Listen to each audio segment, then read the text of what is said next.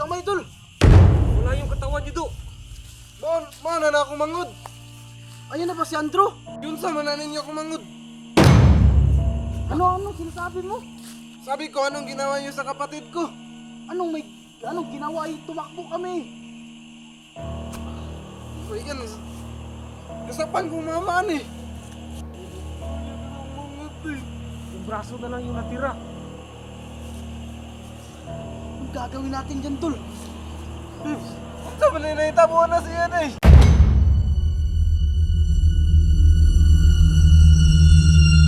Buhay pa kaya yung naputulan?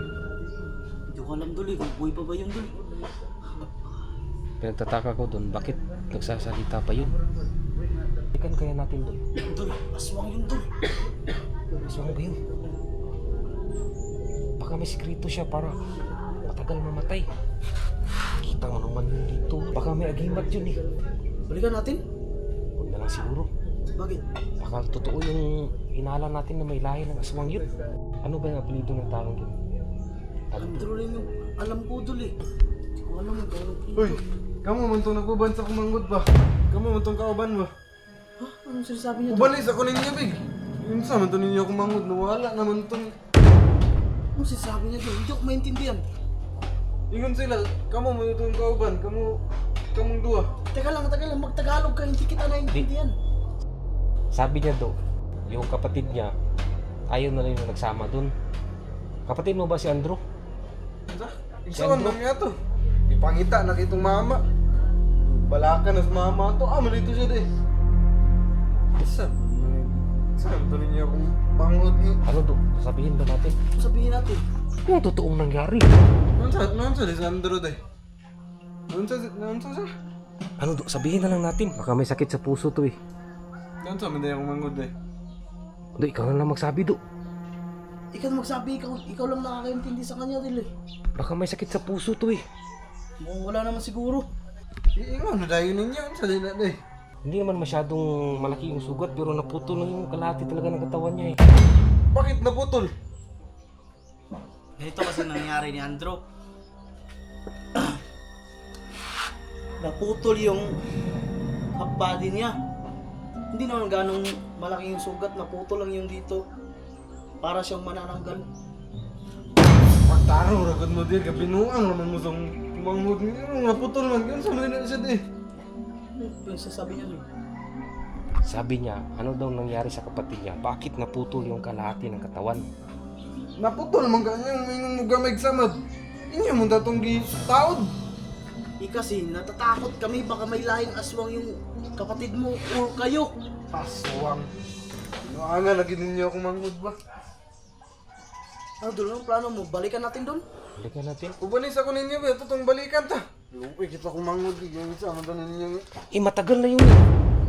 Inuud na yun. Mga isang araw pa lang, Dul.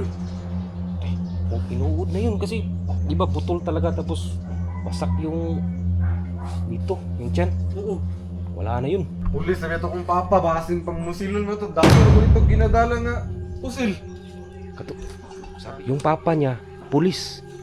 Malaki daw yung baril. Takot tayo nito. Malaki yung dinadala ng Oh. papa niya. Malaki yung kargada. Bantay mo sa kong papa ba? Ano nyo kitabangan sa Andrew? Dul, balikan natin, Dul, kasi mukhang maalanganin tayo. Takot tayo nito. Baka tayo magpakamala na may gawa nun eh. Kaya nga eh. Ano? No, tara. Ito na to. Siya man ang mong... Tingnan muna akong tulig. Tara, Dul. Kapatid mo pala to. Si Andrew. Bakit hindi sila magkamukha? Kaya nga eh. Mas gwapo to kay Andrew eh.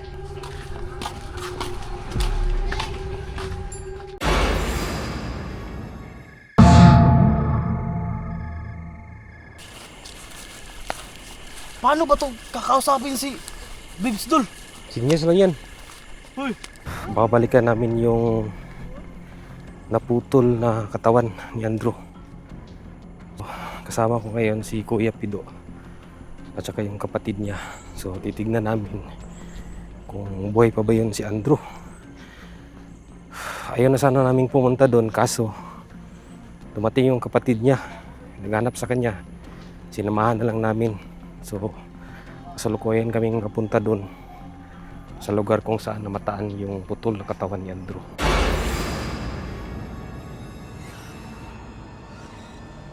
Bilisan nyo!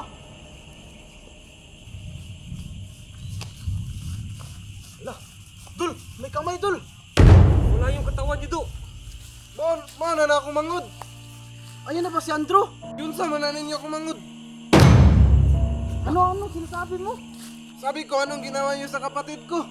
Anong ginawa? Tumakbo kami. Ay yan, kasapan kong mamaan eh. Yung braso na lang yung natira. Anong gagawin natin dyan, Dul? Sa malinay na siya eh. Saan naman ako mangod eh. Tayo tumamaan eh. Hindi talaga namin alam kung anong nangyari sa kanya. Ba't kamay lang yung natira? Kinang ninagkuha na siya eh. Nagputol siya lawas na eh. Dul, di ko maintindihan sinasabi niya. Sino daw nagputol ng katawan? Pero nawala yung katawan niya eh. Braso na lang yung natira. Anong Patay gagawin kong natin sa braso mamaan niya? eh. Saan ako mangod? Dul, anong gagawin natin sa kamay ni Andrew? Hindi ko alam eh.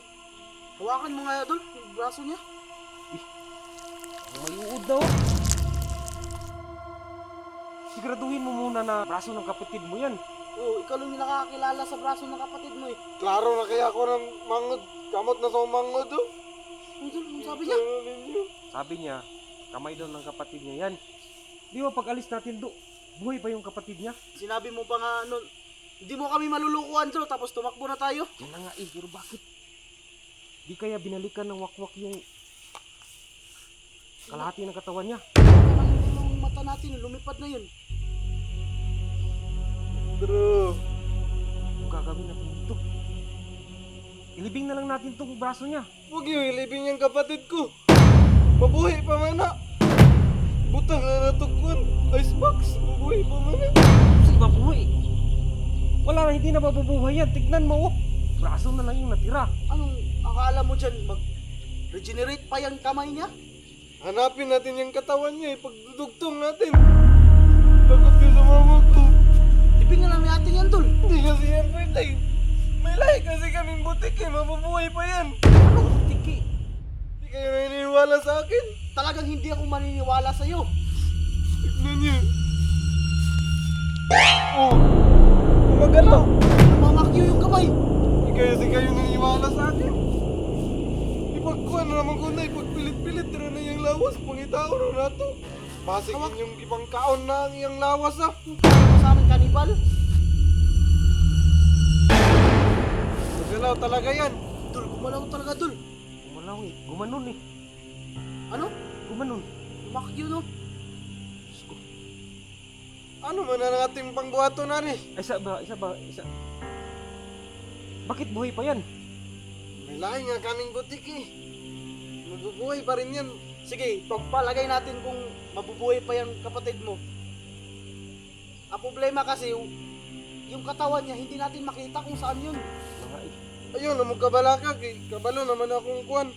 Mangod kung asa na niya. Yung uban nga lawas, itudlo naman na niya. Tudlo na niya. Oh. Dul, ang galing, Dul, ah. Buhay pa nga yung kamay niya, oh. May lahi nga silang butiki eh. Tara na, hanapin na natin. Dito natin ilagay, Dul. Oh, Dul, ipasok ko na to, Dul. pasok mo na yan. Dul, baka papakyuan ako nito. Bakit yan? Di ba? Namakyo.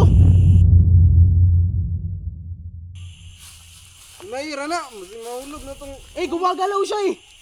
Huh? Ano na? Anong next natin gagawin? Hanap tayo ng icebox. Paglalagyan natin ito. Sige. Tara. Tara.